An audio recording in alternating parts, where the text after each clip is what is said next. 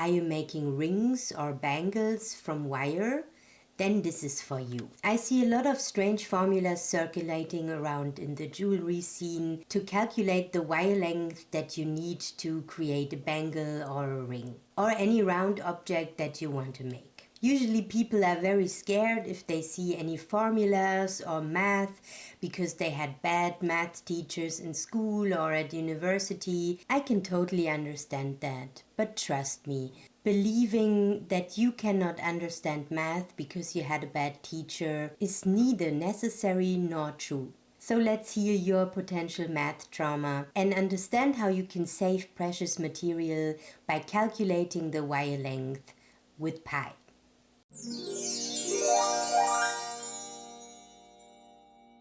Hi, my name is Shanta. I'm an artist and a molecular biologist. Great that you're here.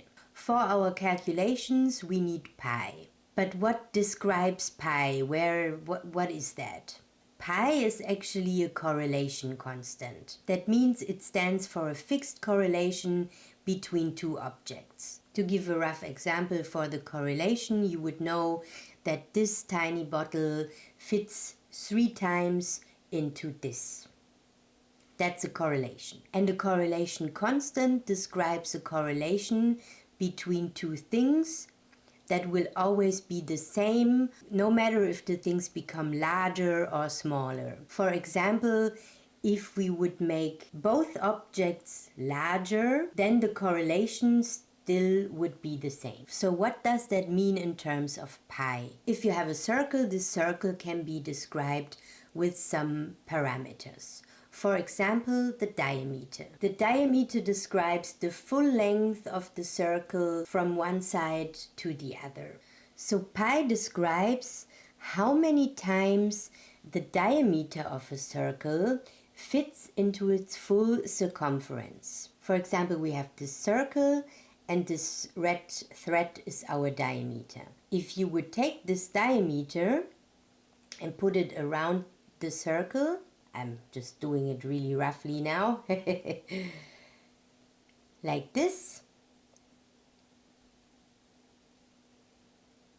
and like this. So we have put it around the circle 3 times, and the residual length to the start point is this.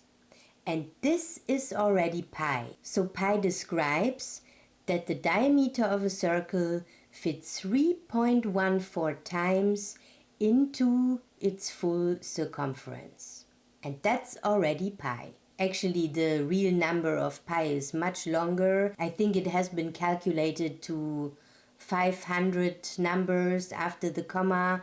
And anyway, if you want to use it for calculations, 3.14 is enough, and that's accurate enough.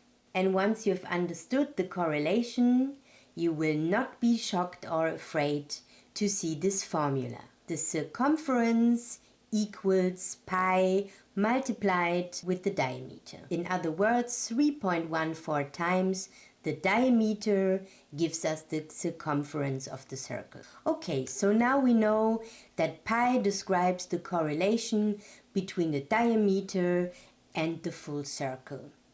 And that's actually what we need. Because usually if you want to make a ring or a bangle, you know the diameter. And if you use some measuring tool for ring sizes, you can also get the diameter easily from checking in the ring size charts. And now you might think, oh, that's already it, I can use it now. Not yet, because we have to take into consideration one thing.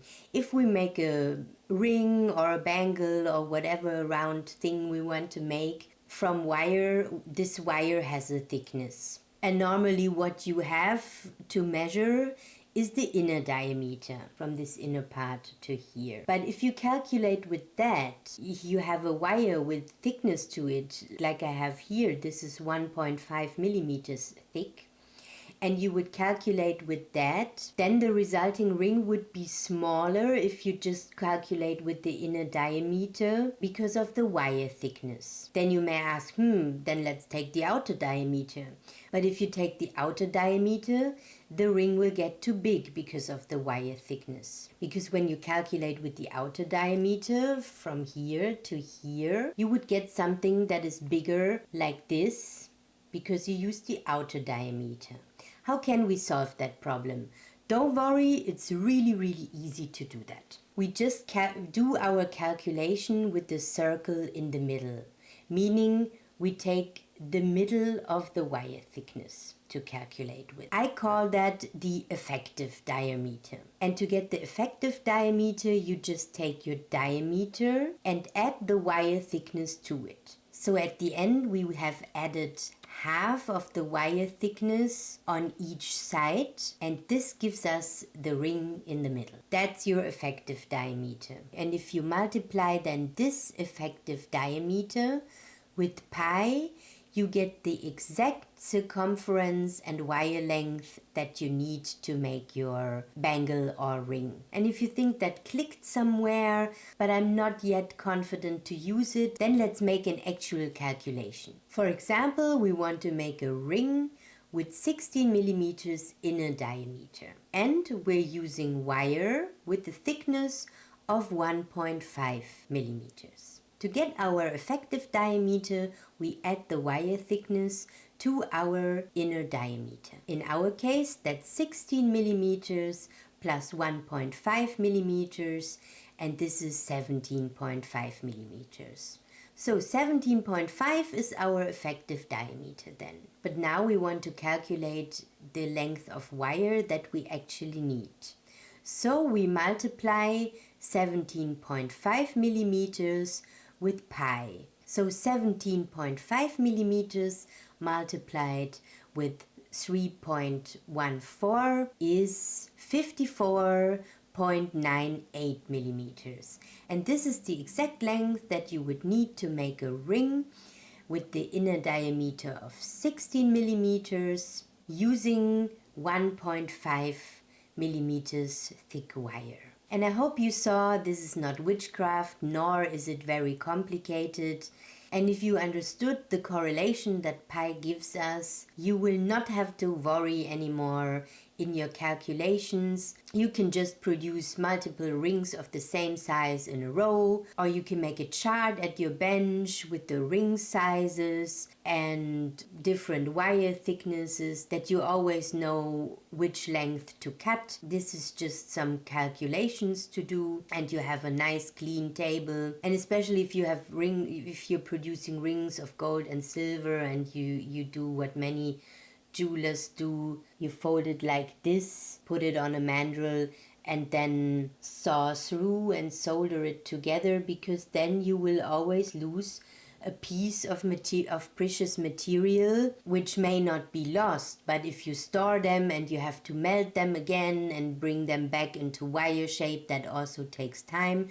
So at the end, this really saves you money and material, and it's also great to understand geometry and not use any formulas that don't make sense to you. I really hope that this video made sense to you, so you may want to watch the video again and follow quietly the calculation with me. And if you have any questions now, I really do my best as a scientist to answer them, so don't hesitate to post them in the comments. And if you like this video, please subscribe, like and share the video. That hopefully helps others too to heal a bit of their math trauma, and it also supports my work. I thank you for that, and I hope to see you next time on Akoni Tune. Have a nice day. Bye.